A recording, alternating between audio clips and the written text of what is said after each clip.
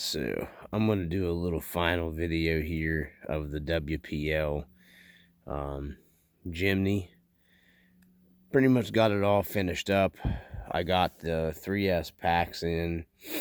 I ran it around here on my little trail that's over here on the other side. And I just kind of wanted to do this video out here. Mainly because it's a beautiful day. I wasn't feeling too well to go back out trailing, doing any trail videos today. Too much pain.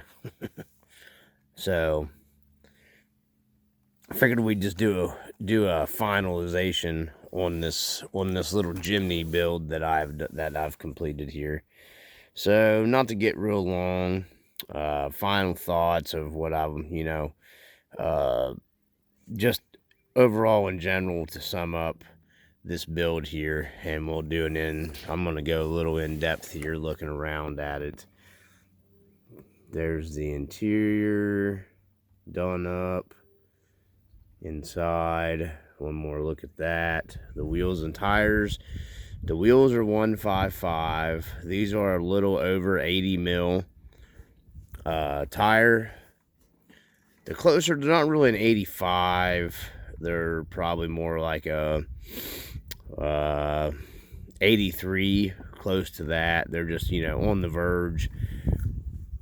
I've got it lowered as far as I could to get it scaled out as much as I could to get it looking like maybe like a semi-lifted Samurai. Really think I've seen some comments when I posted some pictures of some people on my Facebook groups and stuff. Guys, this thing is 100% 1/10 scale. You're not going to get any closer to a 1/10 scale if you actually pull the dimensions from this truck and do the dimensions of the wheelbase, especially after you lengthen the wheelbase out a little bit. You can see here I've pretty much lengthened the wheelbase out a little bit on it. So it's getting closer to 200 millimeter wheelbase now, which would be about what you would expect out of on a 1:1 to 1/10 scale Suzuki Samurai. So to get these bigger tires on here, I went over in an earlier video. I ended up, the one video where I recorded some stuff by accident, I did a body lift. You can see it up in there, and I don't know if you can make it out. It's like a scale body lift I did on the actual body mounts. I had to use the body lift here on the two back pieces, and then the body lift here on the two sides. The front did not require the body lift. I just ran the screws in there and it pulled down tight, and the body sits nice and level. There's no droopy or anything like that. The suspension on this thing works very well once you get some trail runs on it. I've seen some videos as the guys kept bending the leaf springs. I saw videos of guys actually taking the leaf springs here and then bending them. I don't recommend doing that to raise your height up. These springs aren't exactly the strongest things in the world. You're taking all the tensile strength out of those leaf springs if you keep bending them over and over and over again. So just lifting the body up a little bit, to get the bigger tires in it was the easier route. I did end up having to go in here and take a little bit out of the corner of my body, which I always hate to do. But this thing's never going back to the small tires on it. So, and once I massage this out a little more, you're not even going to be able to tell. They do make fender lips that'll mount up here on these. And you could run an even bigger tire on this if you wanted to do more of an off-road look. You could run it to like an 85 to maybe like an 88 to 90 millimeter tire on it. So I would highly recommend upgrading to these metal axles if you're gonna go out with one of these things and actually run it. These axles have held up great so far. I've only got 3 trail runs on it, but I haven't had any binding slippages or anything like that with them. It is a little bit more of a challenge taking this thing out and running it. The transmission, I was right. Does hit down a little more than what you would with the stock single speed transmission. Now, if they make a steel geared conversion for the single speed, which I haven't been able to find yet, I would recommend just keeping the single speed, honestly, because you really don't need the two.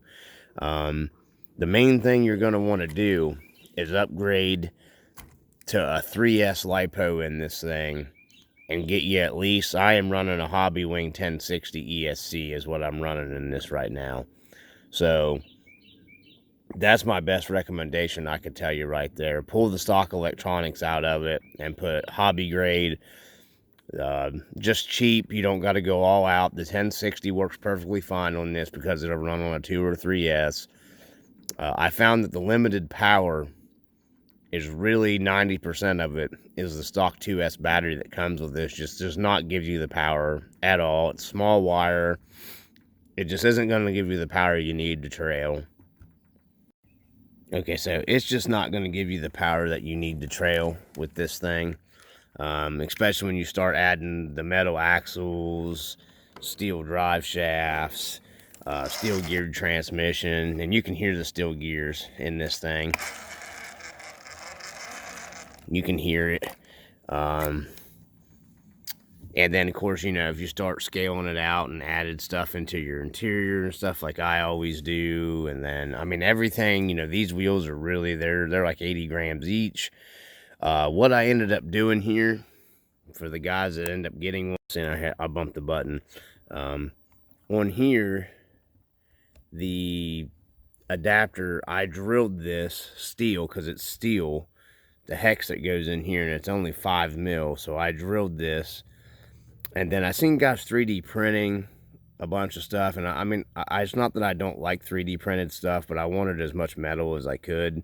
So without modifying my wheel hex, because if that's the case, I wouldn't be able to run these wheels on anything else, and I didn't want that, because these are a standard 12mm 155 scale wheel, and if I wanted to put them on something else, and I go modifying this whole out, because Mr. Liam Prinking, I don't know, he's got a YouTube channel. He shows you how to modify these cheap 155s and put the, you know, like a 3D printed style adapter in here. I just plastic and stuff. I figured I'd end up breaking that, you know, especially in your drive line. So what I did was I drilled out the factory Wpl hex that comes out here. Well, you see that 12 mil hex, there's actually a 5 mil hex where that adapter is sitting on. So it's all steel, it's all metal and aluminum in here, so shouldn't break any of that stuff. So I ended up going in here, drilling these out a little bigger and taking a tap and going from a 1.5 to a 2mm. I just went up a size in the screw to add a little more strength, so I went up to a 2mm in here. And then I ran a lock nut down on here, okay, and this lock nut is a 2.5. And I flipped that lock nut around backwards, and I just used the cone of it to sit itself flush into the hole in the wheel, so I'm not modifying the wheels at all, and that locks it down tight and gives it a nice, you don't get none, you know, any humpy up and down. It's nice and level actuation as it's going. I did that all the way around on it. And all you got to do is go up in here with a drill bit. I actually hand drilled them with a hand drill, which took forever. Like I said, from 1.5mm to 2mm. And then I just took a 2mm tap and ran that I had, and just ran it up in there by hand, cleaned it out, and they threaded right in tight. Just take your time doing them. It did take me a while to do that because I just did not want that small. Anyways, to get this finished, because my phone keeps overheating out here in the sun, the stock servos held up fine in this thing. I am going to buy, these are a plastic spring helper. I'm going to pick up the metal spring helper. I'm going to pick up the tube front bumper to have for it, because to run these bigger tires, what I was getting into, you have to trim this front bumper and take the plastic black cover out of your lens cover here for where your lights go in, because if not, when you're in a bind, your tire, it flexes down and it'll bind up. You can watch in that video, it'll shudder a little bit, and that's with a body lift in it. So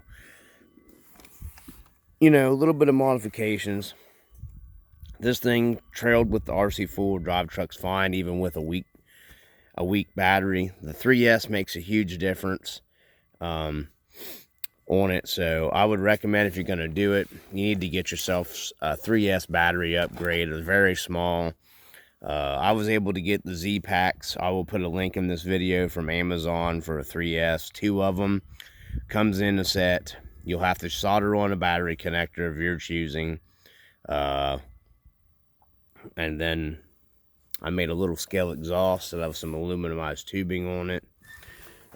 Just a fun little, you know, it's not going to do anything super hard, guys. It's a scale truck, but it'll do medium trailing pretty decently. And with the and this is a stock motor. I'm going to be upgrading out from the stock Can 370 to their upgraded motor and see if it gives them a little more.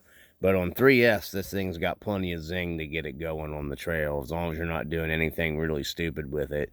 You know, it's a scale truck, so it'll do scale things, but it's not going to do stupid, crazy stuff with it. So anyhow, I'll complete this just quick little thing from the RC Dungeon. Peace.